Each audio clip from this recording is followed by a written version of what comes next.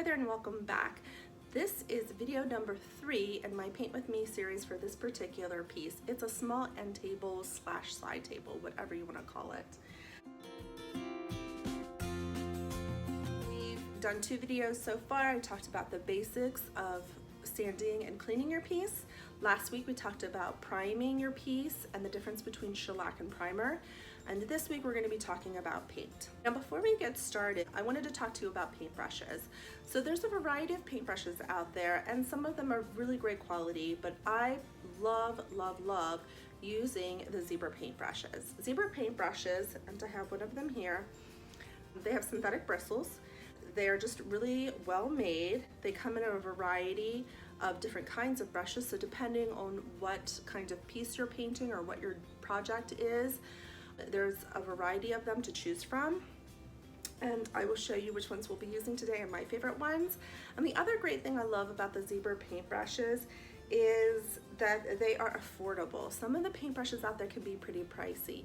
These aren't necessarily the cheapest thing that you'll find out there, but it is a great quality brush. One of the things that you'll discover when you use a cheaper brush is that a lot of times you'll lose the bristles. And not that it doesn't happen sometimes with the Zibra brushes, but it's very rare that it happens. And typically when that has happened, it's because I haven't taken the best of care of my brushes. But these brushes hold a lot of paint and they clean up really well. So I highly recommend them. My favorite brush by far is the round brush.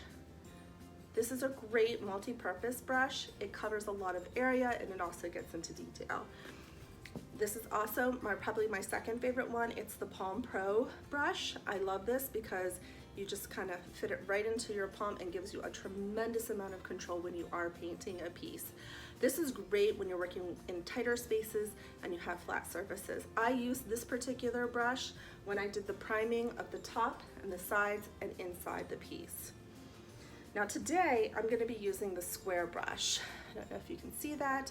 I love the square brush for pieces that have a lot of detailed work, specifically beveled doors. This is great if you're doing kitchen cabinets because the brush will allow you to get right into these little crevices. So this is the one we're going to be using today. This is also great too. It's going to give me great coverage of the rest of the surfaces of the piece too, because this isn't a huge piece to be working with. So this is going to take me the rest of the way. Now what I might have done if I weren't shooting the video is I would have done this piece and this piece. What I would have done is I would have used this paintbrush for part of the job and this for part of the job. When I am painting in between coats or if I'm using multiple brushes, I usually keep a baggie close by or some saran wrap. So what I'll do is I'll wrap my brushes up so that the paint stays wet and doesn't dry out. Because with most furniture paints, they are fairly quick to dry and you don't want that getting caked on your brushes. It'll just make it a little bit more challenging when you go to clean them. All right, so some of the other brushes, they have this triangle brush.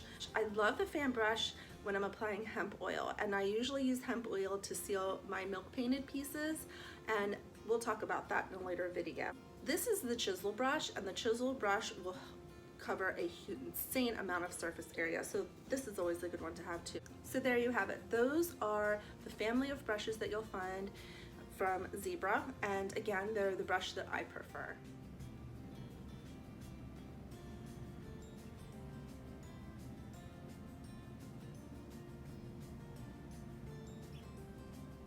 All right, let's talk paint. So I am going to be painting this piece in Amulent Decor paint, which is by the Chippy barn, which is one of my favorite paint products to use.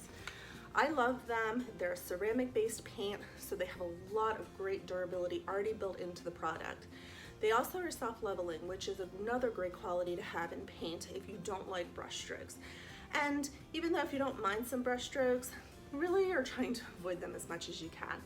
And I'm going to talk a little bit about how to avoid brush strokes. So we're going to use this.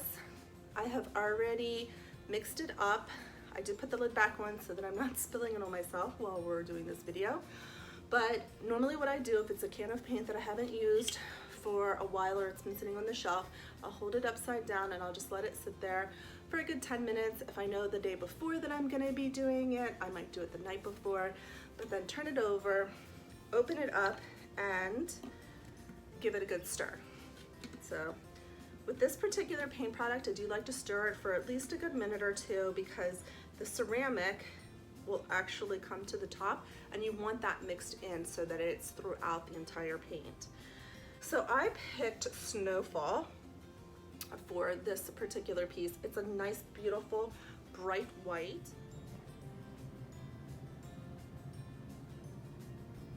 The Chippy Barn has 52 different colors in their palette now.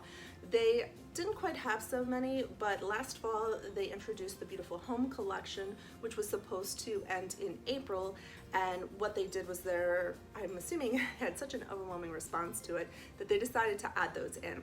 They've also introduced a few other colors into their palette as well. So they have a great selection of colors in addition to being just a great paint in and of itself. They have all these wonderful colors as well. I do carry this paint in my shop. If you wanted to kind of see it in person, if you're a local person, you can come to the shop, or if you had any questions about colors, you should absolutely feel free to reach out to me. I'd be happy to tell you whatever I can about the paint. The other thing that is great about the Chippy Barn is that it is a local paint company to me, but a local paint company to me. They're based out of Dover, Pennsylvania, so that's really not that far from me. So in addition to being such a great product, it's also local, so shop local when you can, right? All right, so here is the piece that we are working on. I did reapply some primer on the inside, which is where I saw most of the bleeding. There was a little bit on the outside here that I did. And I am not going to paint this entire piece while we're on the video today. I'm going to get started on it. We're going to do a first coat. I'm really just going to focus on the tips and tricks of a great paint finish, at least what I've found to work for me in my experience. Usually if I'm painting with a chalk paint, I'll sand in between each coat of paint. I don't do that with the Chippy Barn's Amulent Decor paint. If I happen to put it on too thick, or if I discover a run, then obviously I'll sand down those before I apply my next coat. But the object of your first coat, which is going to be a little tricky to tell in this particular piece, is that you're not going for full coverage. So most paints, regardless of which paint that you choose to paint with, it's going to take 2 to 3 coats to get a full coverage. So that first coat that you're doing, while you do like it to have a decent amount of coverage, you're not looking to get a great first coat coverage of any particular paint, in my opinion. Some people will tell you differently, but in my opinion, I like a scary first coat. Most furniture painters, if you follow them, they will talk about a scary first coat or a sloppy first coat. So this is not unique to me. I think multiple thin coats just give you better chances for success as far as adhesion, and it also gives you a greater finish. The thicker you put your paint on, it increases your chances of getting runs and brush strokes. So again, most people don't want a lot of brush strokes in their particular piece, so thin coats of paint is the key. All right, so again, nice thin coats. Because I primed, it actually is going to give me greater coverage. Typically, there are some paints where you aren't necessarily doing long brush strokes. For instance, there are some clay-based paints and some chalk paints that they will have you going in every which direction. But sometimes what I'll do when I'm putting on my first coat is I'll do one of these like really messy ones, and then I'll go and do these nice long strokes. Try not to overwork your paint, which means just don't keep painting and painting trying to make it perfect. And again, especially on the first coat, because we want it to be scary.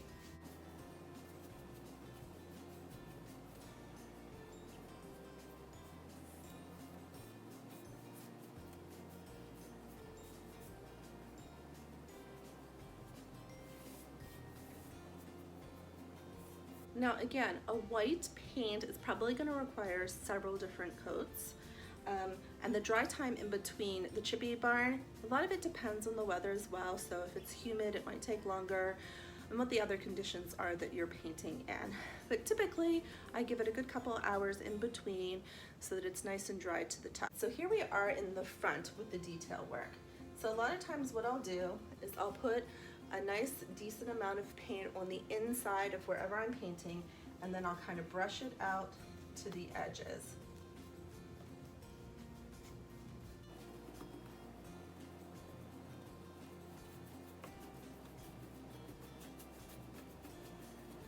In my experience, by putting the paint in the center of the big area, and this includes like when I'm on a larger surface, if I start in the center and then push my paint out to the sides, it's less likely when I get into the crevices or when I get to the sides that I'll get the paint, you know, kind of pulling up or dripping or running.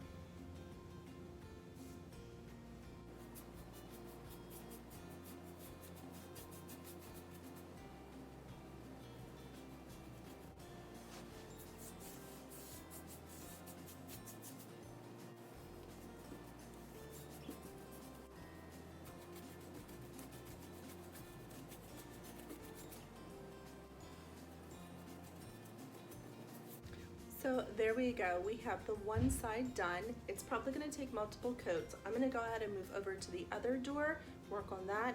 And before I walk away from this project, I'm going to double check to see if there's any runs, because if I do have any runs in any of these little crevices, there's no better time to fix them than before it dries. All right, so there you have it. It is our first coat of the Chippy Barn Amulent Decor paint in the color Snowfall. I missed a spot. So what I'm gonna do is I'm actually going to just double check to make sure that I don't have any runs, or maybe there's like a glaring spot that I missed. Probably wouldn't go back and touch it up if I missed something, only because it's my scary first coat. So the Chippy Barn, their paints come in a variety of sizes. This is actually my favorite size to purchase my paint in. It's 16 ounces, and this particular can here will do 2 medium-sized pieces, even a large-sized piece with multiple coats. So a lighter color, again, generally requires like a few more coats. If I had a darker color, the paint's gonna go even further. But the coverage is great. I'm gonna let this dry, and I will come back and do my second coat so that when we meet up again for the 4th video, you'll see the finished project. So the next video, I'm going to talk to you about distressing a piece. I like a little bit of distressing on my pieces. I mean, these pieces are old, and I just think it reveals some of their character. I think it's going to be especially nice on this particular piece because I distress it. It's going to show some of this detail work here on the front, and it's going to have that modern farmhouse feel. I want to thank you for joining me today. If you learned something or you found this remotely entertaining, please feel free to subscribe. This is a Paint With Me series. I have 7 videos.